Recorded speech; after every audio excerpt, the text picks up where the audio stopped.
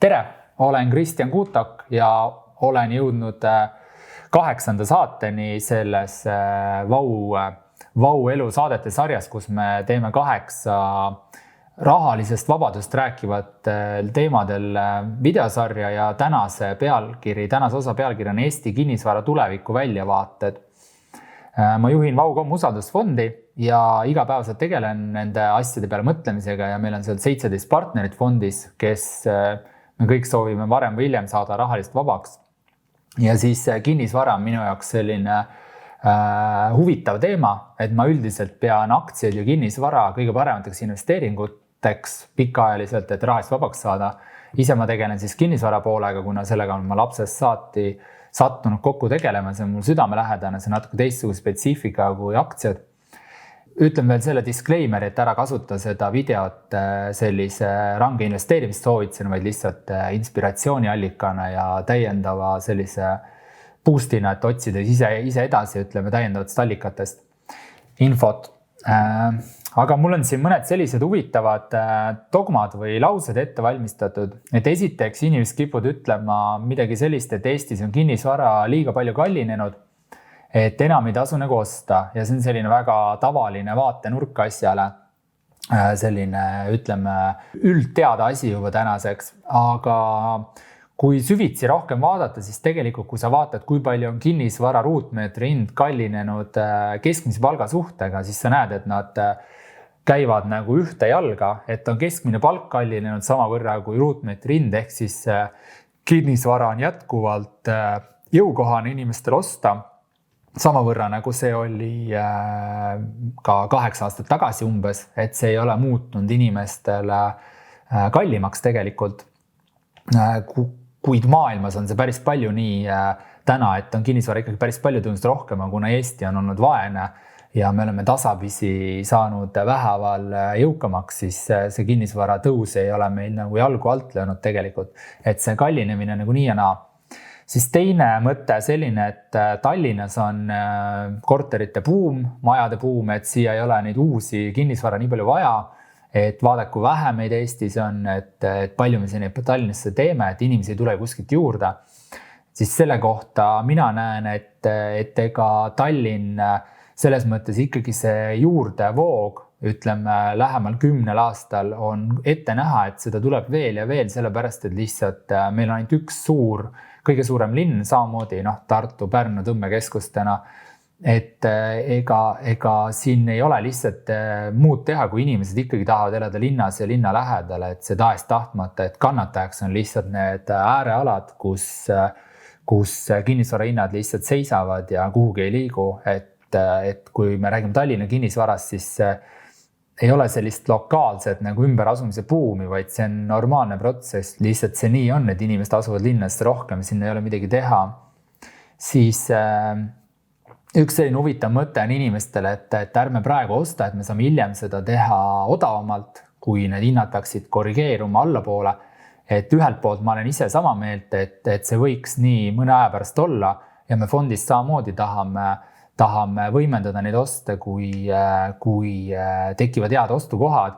aga ma ei soovitaks sul olla tegelikult turult eemal kõik need aastad, kuni sa ei tea, millal see langus nagu toimub, et kui sa investeerid kinnisvarasse, teed seda järjepidevalt, sa võidad kindlasti rohkem kui siis, kui sa üritad seda turgu ajastada niimoodi, et sa nüüd sisened selle ideaalselt õigel ajal.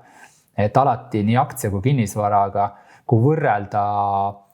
üks variant, et sa investeerid kogu aeg natukene ja alustad kasv või buumi tippus ja teine variant, et sa üritad siis koguda raha kokku ja investeerida siis ühe korra mingil languse ajal, siis alati võidab see järjepidev investeerimistegevus, et see on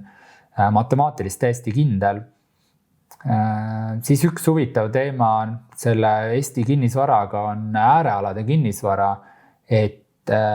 sul võib olla see mingi sentimentaalne seos kuskil siin või seal Eestimaa nurgas, mul endal on ka,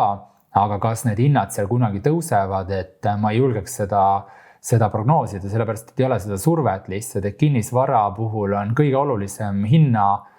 Seal on mitu asja, üks on see, et mis seda hinda nagu drive'ivad, et esiteks sul peab olema raha pakkumine, et seda inimesed saavad laenu võtta, inimesed saavad palka, et seda raha liigub nagu praegu liigub. Aga teine asi on see, et küsimus on, mis teised võrreldavad alternatiivid on, kas sul on palju teisi pakkumisi saada või sul ei ole midagi saada. Ja kui sa kuskil äärealadel, siis seal on ikkagi alati midagi kuskil saades, seda ruumi on kuhu ehitada või neid vanu kinnisvaru, mis seal on. Ja kolmandaks see, et kui sa võrdled seda hinda, mis sul kinnisvara taastootmine nagu maksma läheb, et see paneb teatud nagu parameetri, et kui taastootmine on odavam, siis sul ei ole mõtet näiteks uut osta nii kallilt,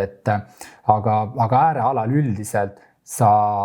keegi ei ole nii vaimustunud just sinu Valgast või Põlvast või Elvast või mingist muust, et sa saad alati natukene valida, et kui Tallinnat ja Tartut on üks, siis neid äärealasid on nagu mitmeid, mille vahel valida, et seal ei teki sellist nagu monopoolset aspekti, et sellepärast ei tasu sul arvata,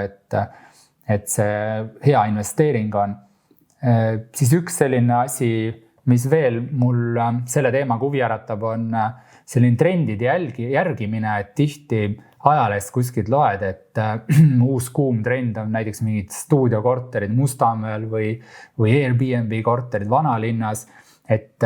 niipea, kui sa kuuled mingit kindlat asja, millesse investeerida, et see on see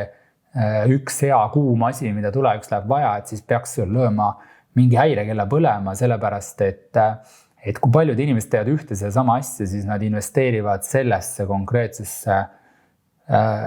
kinnisvara, ütleme, gruppi või sinna sektorisse üle ja varem või hiljem toimub nagu ületootmine. Et samamoodi oli nende Airbnb näiteks vanalinna korteritega, et kui neid majutusasutusi on juba päris palju, mis rendivad välja neid tube, siis kui on mingi väike korrektuur, siis neid enam nii palju vaja ei ole ja seda tootlust nagu ei teki.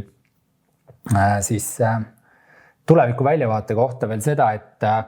et tihti kõlab selline paaniline mõte, et ostame kohe kiirelt, et homme enam ei anta. Et kui sul selline surve tekib peale, et sul oleks jube vaja osta, siis ma arvan, et see on tegelikult vale, et võiks investeerida nagu vähehaaval, et see nagu mul üks maakler, kui me juhtusime ühte korterit vaatama, mida meil polnud isegi plaanis nimega otsida, siis ta tegi meile ettepanekut osta seda kiirelt, et see on A-klassi büroohoone, see on see lollikindel, et kohe ruttu ja selline nagu surve peale keeramine ja õhutas seda sama juttu, mida ajalehtest on lugeda, et nagu sa täna ei osta, et siis sa homme enam ei saa. Et kogu see mõtteviis juba eos nagu ei soosi sellist pikaajalist investeerimist, et sa võiksid otsida midagi, kus see situatsioon oleks nagu veidi rahulikum, et ei tasu seda viimast kallist nagu moeröögatust osta, et see, kui sa endal koduks ostad, on üks asi ja kui sa ei loe, palju see täpselt maksab, aga kui sa tahad selle pealt teenida, et see ei ole see koht, kus seda teha. Ja lõpetuseks ütlen sulle, et kui sa tahaksid investeerida koos meie fondiga Vau.com-is, siis vaatame kodulehte, et võib-olla sobib sulle see mõte, et sa tuled meile partneriks, me paneme need rahad kokku, investeerime neid koos ja meie võtame sinult 10% juurde kasvanud rahast haldustasuks, aga mingid muid haldustasuid sellel ei ole. Et kui see mõte sulle pakub huvi, siis vaata lähemalt või küsi meid lisainfot. Ja kui sa raatsid, siis vajuta ka like nuppu videol. Aitäh!